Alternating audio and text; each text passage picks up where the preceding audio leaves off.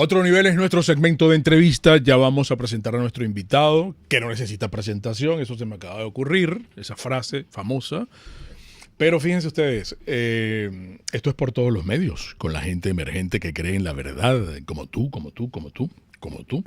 Y nosotros estamos empeñados en crear el hábito de ver y escuchar radio por internet. Y por eso estamos con ustedes y estamos juntos en rcr.tv, en Periscope, @rcr750 y la aplicación TuneIn. Mi amigo Neomar está aquí, mi admirado y querido Neomar Hernández. ¿Cómo estás, Neomar? Bienvenido. Un gusto nuevamente, Eric y Mingo. Gracias por invitarme. Me siento como si fuese mi casa. Claro que sí. Casi. Caramba. Mira, yo voy a tratar de no extenderme en las preguntas porque tenemos mucho interés en escuchar tus análisis. Y hay dos temas. Antes de que nos centremos, porque nosotros promocionábamos este encuentro ayer contigo para escuchar tu visión de lo que pueda ocurrir mañana. Vamos a conversar sobre mañana. Pero antes, rápidamente, que los muchachos en el Está Circulando se centraron mucho en las noticias que están vinculadas a la cuestión del incendio, pues, ¿no? Que en estas primeras de cambio, porque todavía la cosa está un poco rara, pues, ¿no? ¿Qué lectura le das? ¿Cuáles lecturas tienes tú de lo que ocurrió allí? Bueno, son muy preliminares, Mingo, porque lo comentaba con Eric antes de entrar. El caso es, hay dos elementos, ¿no? Están primero las imágenes del incendio, que además están acompañadas de la comparecencia pública de Tibisay, que estaba escondida. Sí, entonces apareció. La sacaron del escondite. Y por allí ya empiezan las sospechas, ¿no? Sí. Como cualquiera que más o menos esté informado en Venezuela del sistema electoral y de todas las sospechas que arroja cualquier cosa que tenga que ver con el sistema electoral. Entonces, ahí hay una primera sospecha, y la segunda sospecha viene a propósito de quienes se adjudican luego el atentado, ¿no? Por decirlo como cuando era en la época del IRA irlandés o del ETA, ¿no? Quienes se adjudican la acción, que son los señores estos del uniforme militar y todo lo demás, sobre quienes, por cierto, yo en otro tiempo, yo hubiese dudado, porque uno ya cuando salían estas cosas, uno dudaba, sobre todo por la herencia que uno tenía de la época esto de la Cuarta República, como se decía, porque cuando salían unos supuestos militares con unos uniformes allí, uno dudaba por el hecho de que cosas como la famosa franelita rosada, claro, dejaron dudando mucho al país. Pero después de cosas como las que ocurrieron con Óscar Pérez y como las que ocurrieron con el capitán Caguaripano, que sigue preso, por cierto, ya uno no puede darse la duda a la ligera, ¿no? Cuando salen militares a hacer pronunciamientos, y más cuando uno dice que uno de los problemas de Venezuela es que no cuenta con militares leales y patriotas a la democracia y a la libertad. Entonces, yo no sé si efectivamente los militares fueron los que hicieron la acción del CNE, pero yo lo dejo en el campo de la duda, y lo dejo en el campo de la duda volviendo al primer escenario porque si es una acción provocada por el régimen, uno lo que va a pensar es en cualquier tipo de marramucia que pueda implicar esto con miras a, por supuesto, controlar cualquier proceso que ya estaba muy controlado, sí, claro, dentro del ámbito electoral, de cara a lo que se supone va a ser el régimen, que son unas elecciones parlamentarias al cabo de unos meses. Estamos hablando que de aquí a 6 meses lo más seguro es que haya, entre comillas, unas elecciones parlamentarias acá.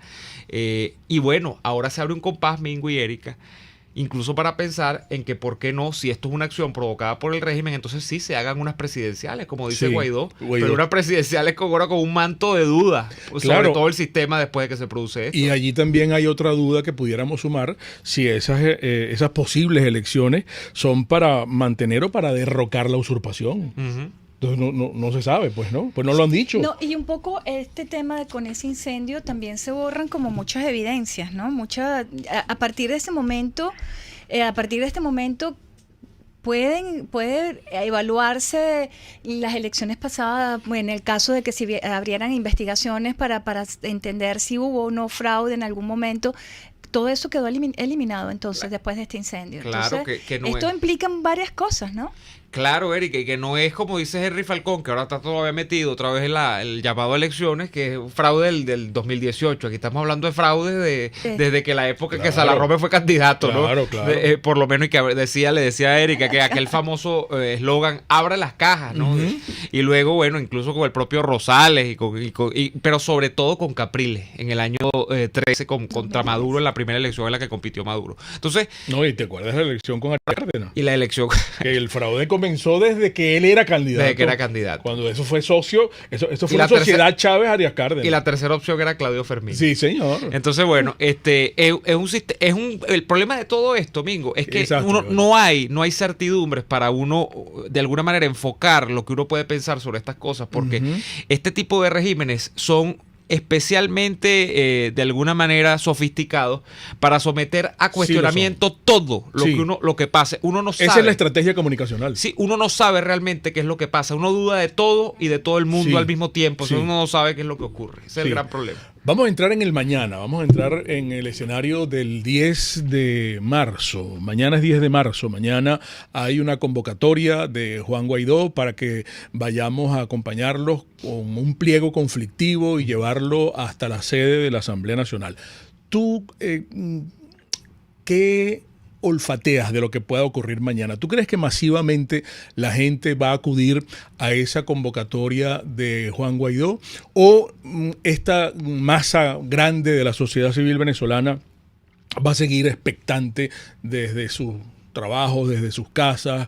¿Qué es lo que pueda ocurrir y quiénes van a ser los protagonistas de esta manifestación mañana? Mira, hay una premisa básica que es que la gente protesta solo si siente que las protestas van a incidir realmente en un cambio político en el país. O sea, no necesariamente tumbar al gobierno en una marcha, porque eso no se ha producido aquí en 20 años, pero por lo menos si la gente siente que una marcha o una concentración, o sea, que sea estática, que no se mueva de un punto de la ciudad a otro, sino que una concentración masiva de gente en la calle provoca algún tipo de fisura, provoca algún tipo de aprieto dentro del régimen, bueno, la gente va. Y eso se ha demostrado acá, Mingo. O sea, que hay etapas de la lucha de calle de la gente acá en Venezuela que se han prolongado por un mes y todos los días había un gentío en la calle. Y lo hacían porque sentían que día a día estaban desgastando al régimen. Quizás no lo iban a tumbar hoy, pero sentían que eso incidía dentro del régimen. Entonces es como una premisa general, ¿no? Okay. La marcha la gente va, es un buen incentivo para saber si, o mejor dicho, es un buen indicador para saber si la gente tiene incentivos para ir a marchar. Si la gente, ¿tú crees que ahorita la gente piensa que con esto va a de alguna manera hacer mella sobre el régimen? Eso es una cosa por allí. La otra es que yo estuve pensando siempre que después de la gira de Guaidó en los Estados Unidos principalmente, con el acto muy importante del Estado de la Unión y con la comparecencia en la Casa Blanca, Guaidó iba a tener como una segunda luna de miel con la gente porque eso tenía un efecto. No, y es que él se fue para la gira desinflado de aquí. Las convocatorias que hizo antes de la gira, nadie le paraba. Y regresó de alguna manera revestido de alguna... Un segundo aire. De un aire, exacto, sí. Un segundo aire. Entonces, yo siempre pensé que eso iba a ser así. Y de hecho, mañana va a ser la contrastación real o de lo que uno piensa con la realidad, si eso es así o no. O sea, va a ser el primer episodio.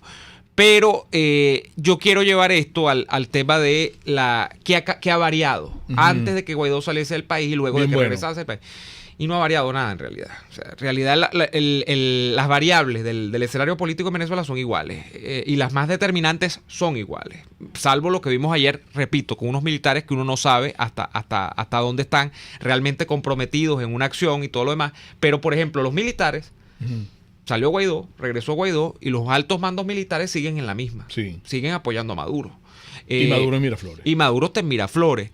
El tema de ¿qué ha variado, por ejemplo? Bueno, quizá el tema del reforzamiento a las sanciones. Entonces el aprieto financiero siempre está por allí. Pero el gran problema acá es que el escenario, más allá de los golpes efectistas, en términos mediáticos, que son muy buenos, porque las luchas también se libran en el plano simbólico, siempre las luchas políticas, de Guaidó lamentablemente no ha variado mucho. Entonces, en términos de cómo eso pueda incentivar, repito, esta primera premisa que te daba de que la gente sienta que está haciéndose mella sobre un régimen y que con su marcha va a hacerle más mella al régimen, no lo veo de momento. Yo no sé si va a salir mucha gente mañana, yo no sé si va a salir poca gente, Pero esto está mediado por esta premisa que te digo. Si la gente siente que va a hacer algo, que las variables van a cambiar con su participación en la calle, saldrá. Si no, yo creo que simplemente se quedarán en la casa y eso es lo que va a ocurrir. Déjame plantearte otro escenario. Fíjate, Barquisimeto tú lo consideras que fue un globo de ensayo. Hace días hubo un atentado, pues, ¿no? Entonces eso tampoco se ha aclarado con exactitud. No sé si hay una investigación y se está profundizando en eso.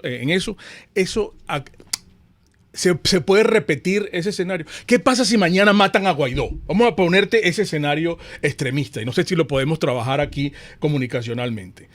¿Qué pasaría? Vamos a poner no el término matar. Vamos a suponer que mañana atenten contra Guaidó.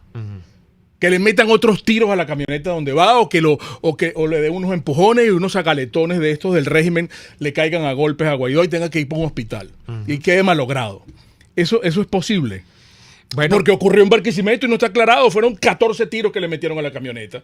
¿Quién le metió los tiros? Bueno, pero después salió Jorge Rodríguez diciendo que había sido... Los tiros se los metió el propio Guaidó. Que había sido, que era un falso positivo. Pues. Eso te lo pregunto. ¿Eso ha causado miedo en la gente para no salir? Oye, vale, esta gente como... Estos son unos suicidas, no van a salir por las buenas. Entonces, cívicamente vamos a seguir protestando. Yo tengo miedo de que mi hija esté en primera fila en la protesta. Entonces la gente se recoge. Bueno, es que el miedo es absolutamente válido, amigo. Claro. Porque el tema es que efectivamente tú no puedes contraponer a un escenario casi belicista que está planteado en los términos de lo que tú acabas de describir. Con por lo menos si no, afortunadamente no se ha producido esto de que a Guaidó le hayan pegado un tiro ni nada, pero la tentativa ha estado allí siempre. Entonces, en medio de eso, con una oposición que no tiene ninguna capacidad de responder en ese escenario, y a mí que me vengan con los cuentos de la lucha pacífica y todo ese catálogo, está muy bien. Pero vaya que aquí se ha dado lucha pacífica 2014, 2017, 2016. Y el resultado ha sido solo uno, que es una pila de muertos de este lado y los de allá impunes totalmente, ¿no? Entonces, frente a eso, bueno, allí tú tienes todo un plano de descripción también para estos incentivos para ir o no. O sea, ¿cómo tú piensas que con una acción de este tipo tú realmente vas a causar alguna mella sobre unos tipos que están armados hasta los dientes? O sea, no hay posibilidad de igualación en el plano de las acciones, porque los tipos son absolutamente son unos sicarios ni siquiera en potencia, sino casi que ya en acción, porque bueno, aquí Neomar Lander, que lo recuerdo siempre porque tenía mi mismo nombre, por la cantidad de jóvenes que aquí mataron, y aquí no se ha producido nada. Entonces, esto tiene que ver también incluso, Mingo, con los resultados después de mañana. ¿Realmente qué se persigue? ¿Qué y es calle sin retorno? No, yo no creo. Aquí eso no se ha dado y eso no va a pasar. Pero algunos estudiantes manejaban eso, me dijeron el fin de semana en algunas universidades. Eso no, que para mañana van a pautar calle sin retorno. Yo no creo que eso vaya a ser así. Y lo que creo es que mañana vuelve otra vez la gente a su casa y después que la gente esté en su casa, ¿cuáles van a ser las respuestas? Pero ya no, eso no es un guión, eso es un pasquín. Es muy complicado.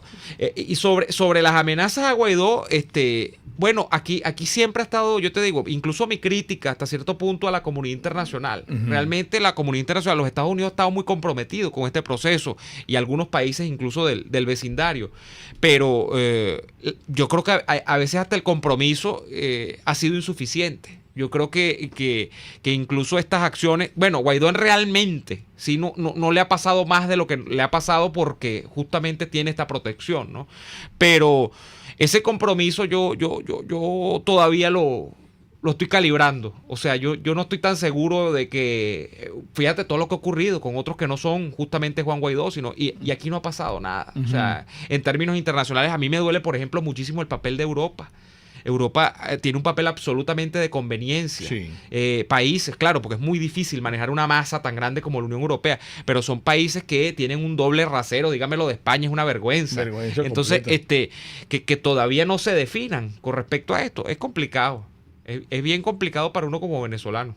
Desmotivará de alguna manera también, y lo conversábamos con Jackson en el departamento de prensa, la falta de coherencia en el discurso, porque si tú le pides a la gente vengan para acá, que vamos para el cese de la usurpación y lo vamos a lograr y necesitamos calle para que la gente del concierto de países que nos están apoyando vean también que estamos resteados todos en la calle, pero si tú paralelamente estás reunido con los diputados del PSV negociando unas elecciones, eso dice, bueno, pero coño, vale, ¿qué nombre le ponemos? Bueno, y es que es lo mismo que Oslo, Barbados, es lo mismo de República Dominicana, siempre aparece este escenario en el mismo. Y yo lo que digo siempre es lo mismo, también, porque como es lo mismo, yo digo lo mismo.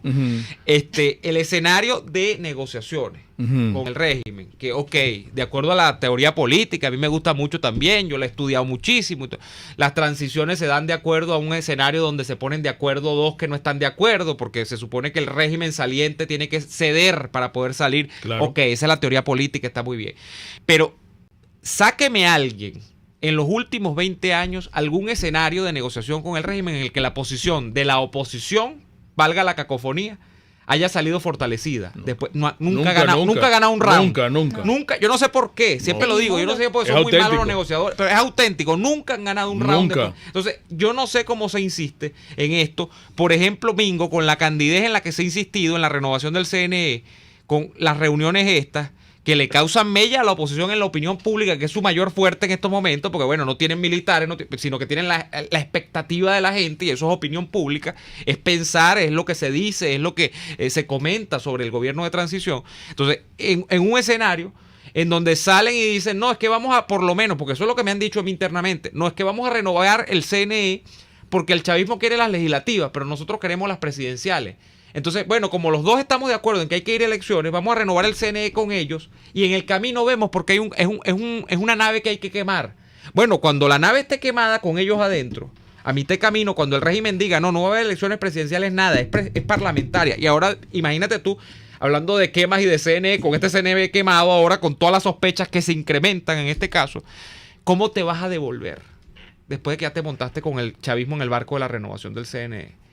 Es complicadísimo. Y no hay mucho dinero de por medio, pues. No hay mucho. Bueno, ahí no llego, Mingo. No sé si hay plata o no hay plata, pero es bien sospechoso porque es una reincidencia, pero permanente. Sí. Y te digo, yo lo que llamo es estudiar la historia. La historia dice, en 20 años de negociaciones, las primeras las inauguró, por cierto, uno que está metido en las últimas también, que es Timoteo. Sí. Nunca ha ganado la oposición un round. Entonces yo creo que por ahí como que no pareciera. Quizá algún día sea. No sé si este es el día en el que va a ser, pero la continuidad histórica es de derrotas en ese escenario, siempre. Yo no sé si los negociadores del régimen son muy hábiles, los nuestros son muy malos y son los mismos siempre, o no sé qué ocurre, pero ahí hay siempre hay algún elemento donde la oposición pierde en ese escenario. ¿Será improvisación? ¿Será ceder? ¿Será qué? ¿O es que no hay más nada? Puede ser, simplemente también. Bueno, no tengo la fuerza. Con pura calle no puedo, pues, okay, tengo a mi favor mellada o no, tengo la opinión pública porque las mayorías no quieren a Maduro, sino que, bueno, por rebote me quieren a mí, digamos pensando como Guaidó, porque son antichavistas, porque el país ya es antichavista en pleno y todo lo demás.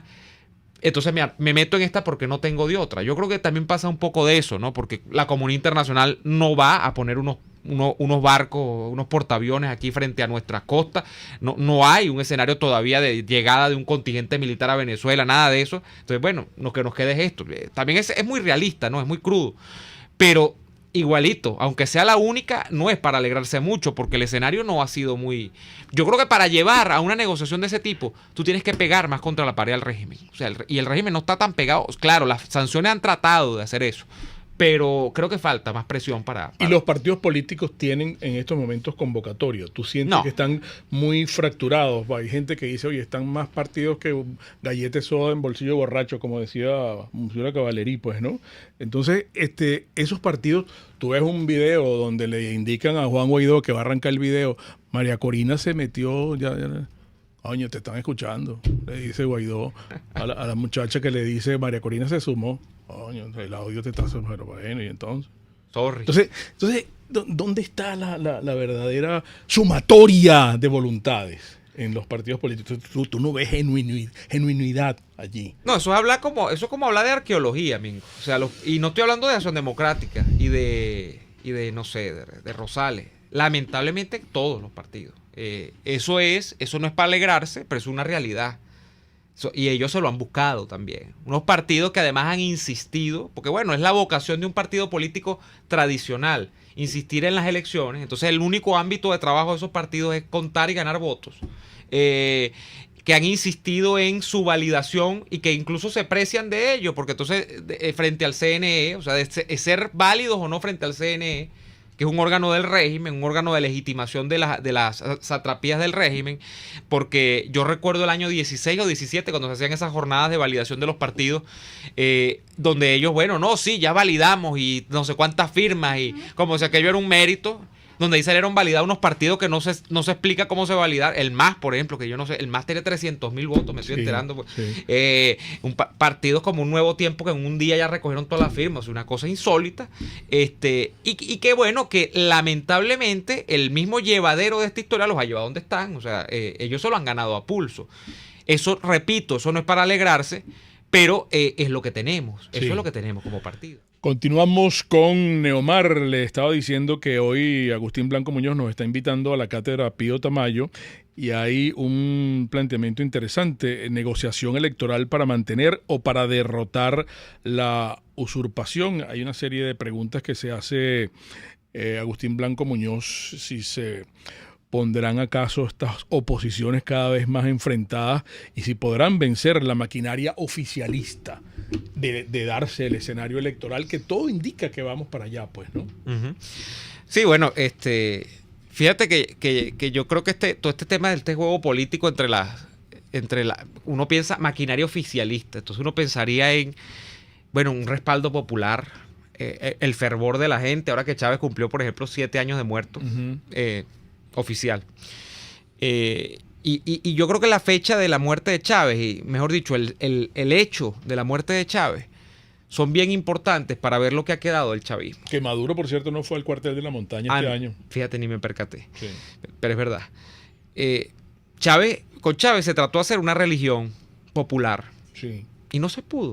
O sea, Venezuela no es un país del Medio Oriente, Venezuela no es una teocracia.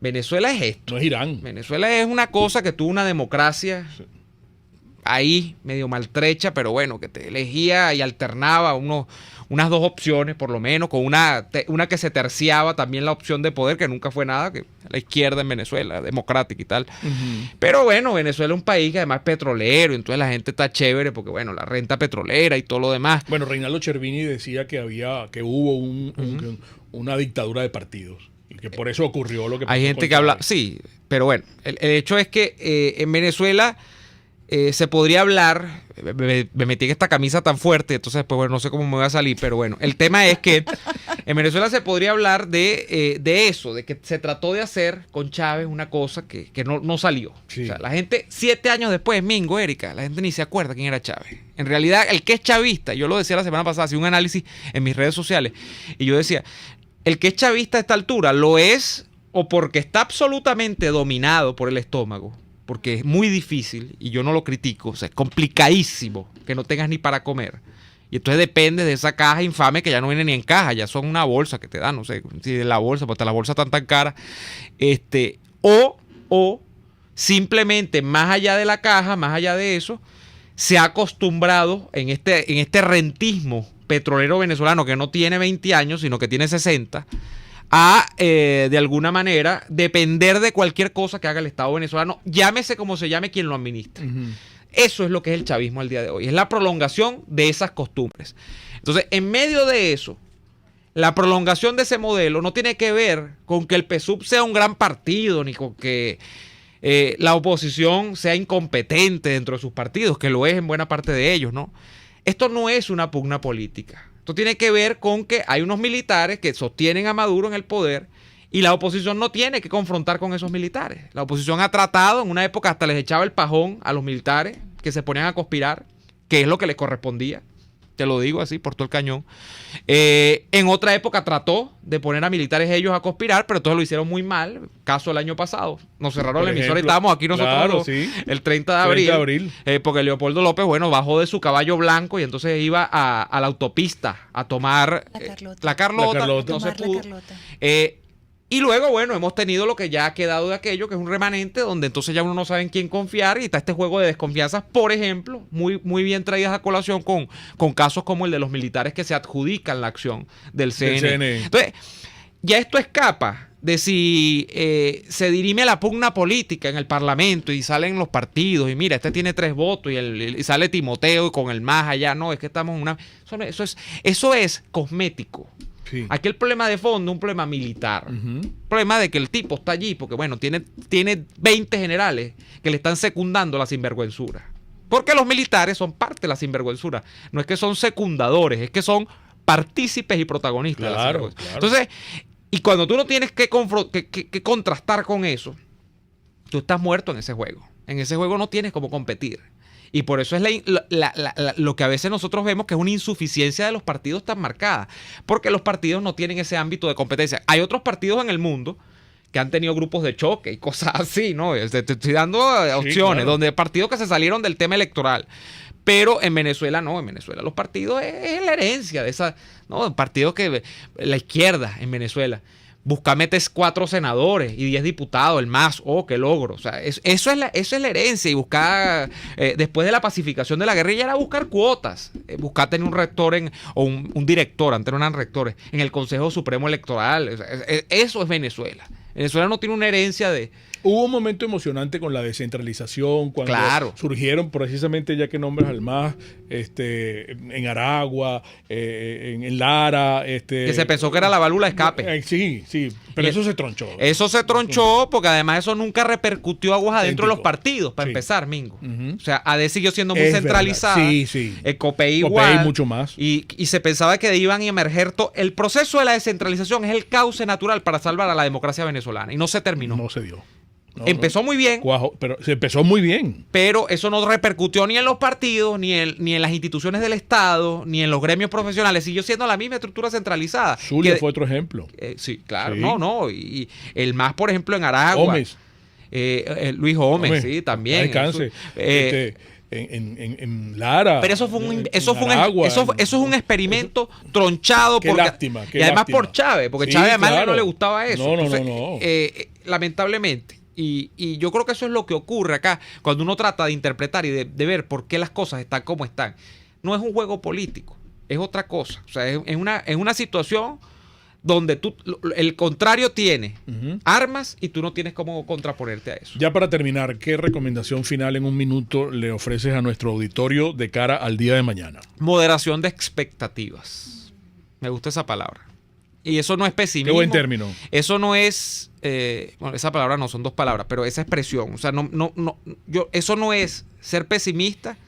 Yo lo llamaría más bien ser realista. Es que la esperanza no puede seguir siendo promesa política. Ya los venezolanos estamos cansados. Bueno, lo que pasa es que la esperanza es un bien con el que negocian los políticos siempre. Porque si el que no construye... ten fe. Claro, no, eso no es en Venezuela, eso es en todas partes. Sí. Porque el discurso político, la mitad del discurso político es esperanza. Pero claro, lo que pasa es que cuando tú eres tan recurrente después de 20 años y no tienes ni una victoria parcial, es muy difícil. O sea, que tú le sigas diciendo lo mismo a la gente. Entonces, no, sí, son lugares comunes, ¿no? Entonces, yo creo que la gente tiene que tener las expectativas muy claras. Y yo lo que llamo siempre es a revisar la historia, aunque la historia siempre se rompe en momentos en los que uno piensa que no se puede romper. Pero yo creo que, claro, siempre estas luchas de calle son, para mí, ¿por qué son importantes? Y siempre lo he dicho, Mingo, como es un minuto. Ya para terminar. Sí. ¿Por qué son importantes? Porque hablan o dan un testimonio de no dominación, es decir, de no ceder, de no entregarse, no arrodillarse. Ahora, que eso pueda solamente por peso propio tumbar una tiranía es muy difícil. De este tipo es muy difícil. Sí. Pero siempre es importante no resignarse, porque el día que usted se resigne y se acostumbre a esta falsa normalización que quieren vender otros, lo hablábamos en estos días también, eso es tétrico. Eso es muy malo. Viene el jueves. Sí, me dijeron que estoy invitado el jueves otra vez. Muy bien, gracias Neomar, amigos. Y ustedes recuerden, el comunismo te quiebra las rodillas para que tengas que darle las gracias por las muletas. Hasta mañana.